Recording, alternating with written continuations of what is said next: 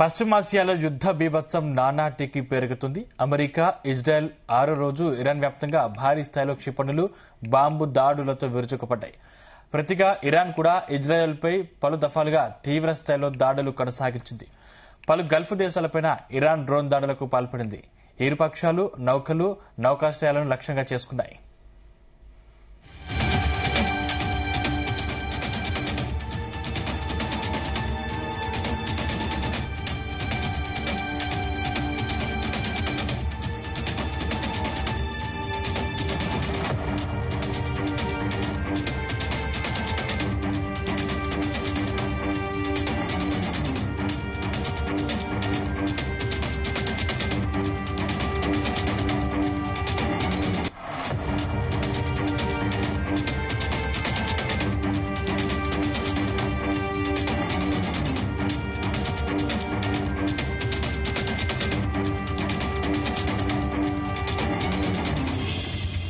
యుద్ధ కల్లోలం ఇప్పటికే ఆందోళన రేకెత్తిస్తున్న వేళ ఇరాన్ ఉద్రిక్తతలను మరింత పెంచే ప్రకటనలకు దిగుతుంది. అమెరికా అధ్యక్షుడు డొనాల్డ్ ట్రంప్తో పాటు ఇజ్రాయెలీల రక్తం కూడా కళ్ళ చూడాలంటూ ఇరాన్ మత పెద్ద అయతొల్లా అబ్దుల్లా జావేదీ అమేలీ ఇరాన్లకు పిలుపునిచ్చారు. షియా ముస్లిం మత పెద్దల్లో అత్యున్నతమైన అయతొల్లా స్థాయి నేత నోట ఇలాంటి మాటలు రావడం ఇటీవలి కాలంలో ఇదే తొలిసారి.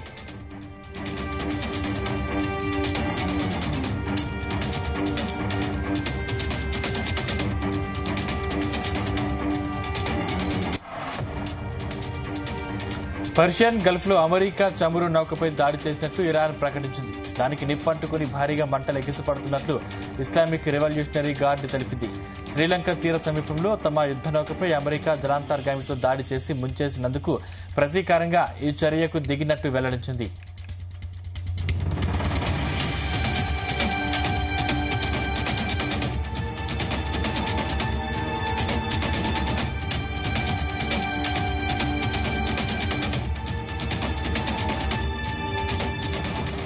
తమ యుద్ధ నౌకను ముంచేసినందుకు అమెరికా తీవ్రంగా పశ్చాత్తాపపడాల్సి వస్తుందని ఇరాన్ విదేశాంగ మంత్రి అబ్బాస్ అరాగ్జీ హెచ్చరించారు. అమెరికా మాత్రం తమ చమురు నౌకపై దాడి జరిగినట్లు ధృవీకరించలేదు. అంతేగాక దక్షిణ ఇరాన్లోని కీలకమైన బందర్ అబ్బాస్ నౌకాశ్రయంపై అమెరికా యుద్ధ విమానాలు భారీ స్థాయిలో విరుచుకుపడ్డట్టు తెలుస్తోంది.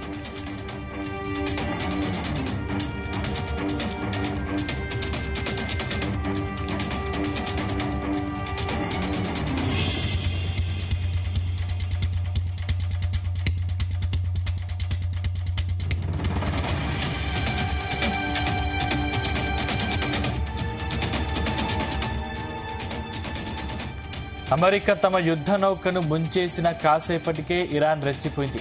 ఇజ్రాయెల్తో పాటు గల్ఫ్ దేశాలపై బుధవారం అర్ధరాత్రి నుంచే దాడుల్ని తీవ్రతరం చేసింది. దాంతో జెరూసలేం, టెల్ అవీవ్తో పాటు పలు నగరాల్లో జనం వేలాదిగా బంకర్లలో తలదాచుకుంటున్నారు. యుఏఈ, ఖతార్తో పాటు దోహాలోని అమెరికా సైనిక స్థావరాలపై ఇరాన్ ఎడాపెడా డ్రోన్ దాడులకు దిగింది. 6 ఖండాంతర క్షిపణులతో పాటు 125 డ్రోన్లను అడ్డుకుని కూల్చేసినట్లు యుఏఈ ప్రకటించింది.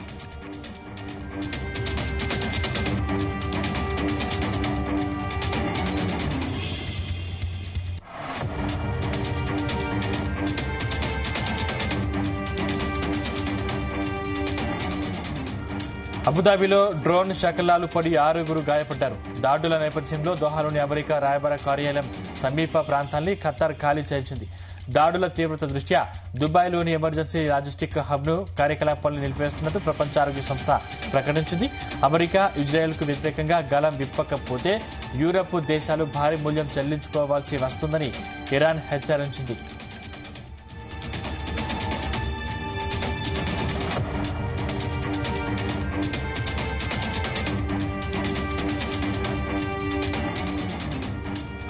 అంతేగాక తన దాడుల్ని అజర్బైజాన్కు విస్తరించడం కలకలం రేపుతోంది. ఇరాన్ సరిహద్దుల సమీపంలో గగనతలాన్ని అజర్బైజాన్ మూసివేసింది. తమపై భారీ స్థాయిలో డ్రోన్ దాడులు జరిగాయంటూ మండిపడింది. ఇందుకు బేషరతుగా క్షమాపణలు చెప్పాలని అధ్యక్షుడు ఇల్హాం అలీవ్ డిమాండ్ చేశారు. మరోవైపు అమెరికా F-15 ఈ యుద్ధ విమానం ఇరాన్లో కుప్పకూలినట్లు వార్తలొచ్చాయి. వాటిని యుఎస్ సెంట్రల్ కమాండ్ మాత్రం ఖండించింది.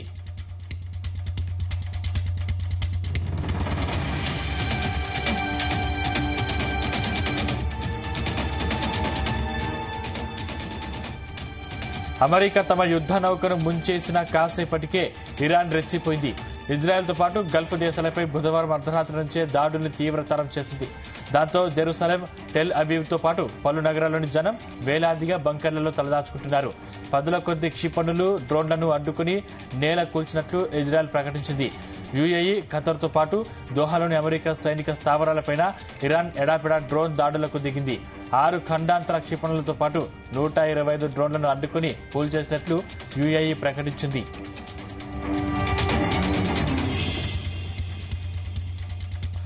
యుద్ధంలో ఇప్పటిదాకా 1230 మందికి పైగా మరణించినట్లు ఇరాన్ వెల్లడించింది. లెబనాన్ పైన దాడుల్ని ఇజ్రాయెల్ మరింత ఉధృతం చేసింది. బీరూట్తో పాటు పలుచోట్ల హెజ్బుల్లా స్థావరాలు, ఆయుధాగారాలపై క్షిపణులతో విరుచుకుపడుతుంది. ట్రిపోలీలోని శరణార్థుల శిబిరంపైన జరిగిన దాడుల్లో 2 మరణించారు. దాంతో లెబనాన్లో ఇప్పటిదాకా మృతుల సంఖ్య 70 దాటింది. బీరూట్ దక్షిణ శివార్ల ప్రజలంతా సురక్షిత ప్రాంతాలకు వెళ్లిపోవాలని ఇజ్రాయెల్ హెచ్చరించింది. హమాస్ కమాండర్ వసీం అతుల్లా అలీని దాడుల్లో మట్టుబెట్టినట్లు ప్రకటించింది.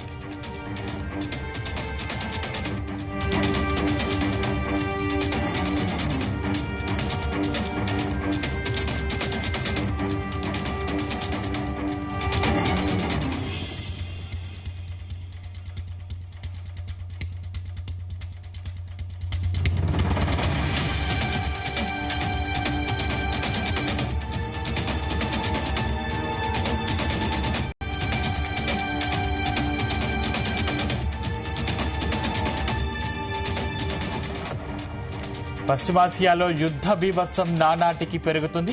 అమెరికా, ఇజ్రాయెల్ 6వ రోజు ఇరాన్ వ్యాప్తంగా భారీ స్థాయిలో క్షిపణులు, బాంబు దాడులతో విరుచుకుపడ్డాయి. ప్రతిగా ఇరాన్ కూడా ఇజ్రాయెల్పై పలు దఫాలుగా 7 తీవ్ర స్థాయిలో దాడులు కొనసాగించింది. పలు గల్ఫ్ దేశాలపైన ఇరాన్ డ్రోన్ దాడులకు పాల్పడింది. ఇరుపక్షాలు నౌకలు, నౌకాశ్రయాలను లక్ష్యంగా చేసుకున్నాయి.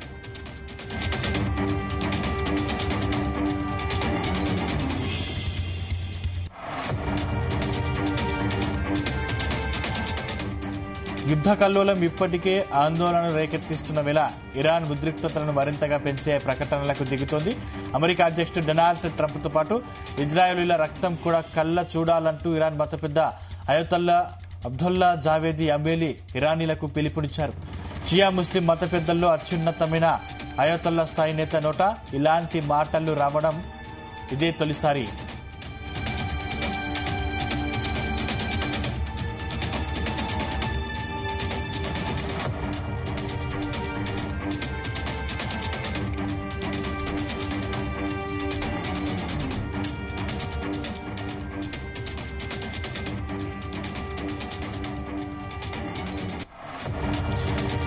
పర్షియన్ గల్ఫ్ లో అమెరికా చమురు నౌకపై దాడి చేసినట్టు ఇరాన్ ప్రకటించింది. దానికి నిప్పంటుకుని భారీగా మంటలు ఎగిసిపడుతున్నట్టు ఇస్లామిక్ రెవల్యూషనరీ గార్డ్ తెలిపింది.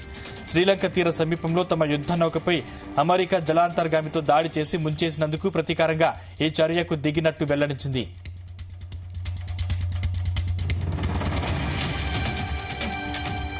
తమ యుద్ధ నౌకను ముంచేసినందుకు అమెరికా తీవ్రంగా పశ్చాత్తాపపడాల్సి వస్తుందని ఇరాన్ విదేశాంగ మంత్రి అబ్బాస్ అరాగ్చి హెచ్చరించారు. అమెరికా మాత్రం తమ చమురు నౌకపై దాడి జరిగినట్టు ధృవీకరించలేదు. అంతేగాక దక్షిణ ఇరాన్లోని కీలకమైన బందర్ అబ్బాస్ నౌకాశ్రయంపై అమెరికా యుద్ధ విమానాలు భారీ స్థాయిలో విరుచుకుపడ్డట్టు తెలుస్తోంది.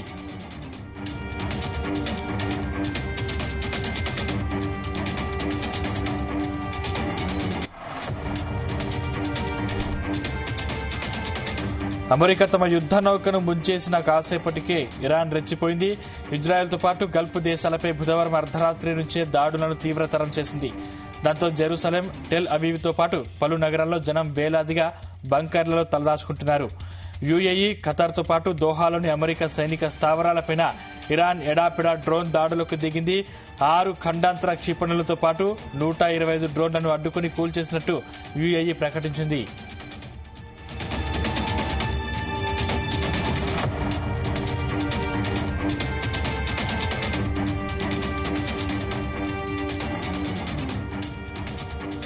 అబుదాబిలో డ్రోన్ శకలాలు పడి 6 గాయపడ్డారు. దాడుల నేపథ్యంలో దోహాలోని అమెరికా రాయబార కార్యాలయం సమీప ప్రాంతాలను ఖతార్ ఖాళీ చేయించింది. దాడుల తీవ్రత దృష్ట్యా దుబాయ్లోని ఎమర్జెన్సీ లాజిస్టిక్ హబ్లో కార్యకలాపాలను నిలిపివేస్తున్నట్టు ప్రపంచ ఆరోగ్య సంస్థ ప్రకటించింది. అమెరికా ఇజ్రాయెల్కు వ్యతిరేకంగా గలం విప్పకపోతే యూరప్ దేశాలు భారీ మూల్యం చెల్లించుకోవాల్సి వస్తుందని ఇరాన్ హెచ్చరించింది.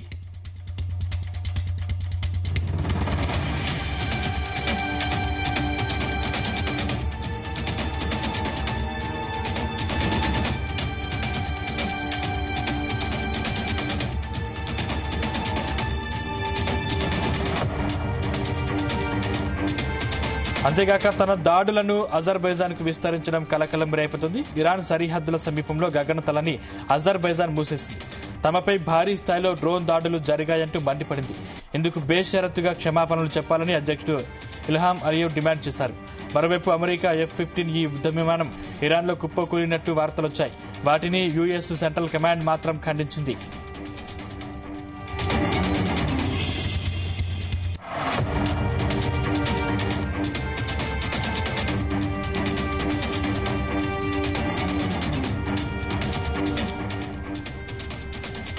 అమెరికా తమ యుద్ధ నౌకను ముంచేసిన కాసేపటికే ఇరాన్ రెచ్చిపోయింది. ఇజ్రాయెల్తో పాటు గల్ఫ్ దేశాలపై బుధవారం అర్ధరాత్రి నుంచి దాడుల్ని తీవ్రతరం చేసింది. దాంతో జెరూసలేం, టెల్ అవీవ్తో పాటు పలు నగరాల్లో జనం వేలాదిగా బంకర్లలో తలదాచుకుంటున్నారు. పదుల కొద్ది క్షిపణులు, డ్రోన్లను అడ్డుకుని నేల కూల్చినట్లు ఇజ్రాయెల్ ప్రకటించింది. యుఏఈ, ఖతర్తో పాటు దోహాలోని అమెరికా సైనిక స్థావరాలపైన ఇరాన్ ఎడాపెడా డ్రోన్ దాడులకు దిగింది.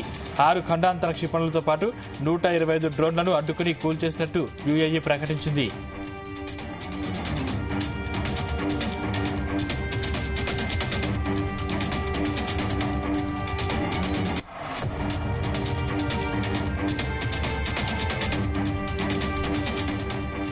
యుద్ధంలో ఇప్పటిదాకా 1230 మందికి పైగా మరణించినట్టు ఇరాన్ వెల్లడించింది. లెబనాన్ పైన దాడుల్ని ఇజ్రాయెల్ మరింత ఉధృతం చేసింది. బీరూట్తో పాటు పలుచోట్ల హెజ్బొల్లా స్థావరాలు, ఆయుధాగారాలపై క్షిపణులతో విరుచుకుపడుతోంది. ట్రిపోలీలోని శరణార్థుల శిబిరంపై జరిగిన దాడుల్లో 2 మరణించారు. దాంతో లెబనాన్లో ఇప్పటిదాకా మృతుల సంఖ్య 70 దాటింది. బీరూట్ దక్షిణ శివార్ల ప్రజలంతా సురక్షిత ప్రాంతాలకు వెళ్లిపోవాలని ఇజ్రాయెల్ హెచ్చరించింది. హమాస్ కమాండర్ వసీమ్ అతల్లా అలీని దాడుల్లో మట్టుబెట్టినట్టు ప్రకటించింది.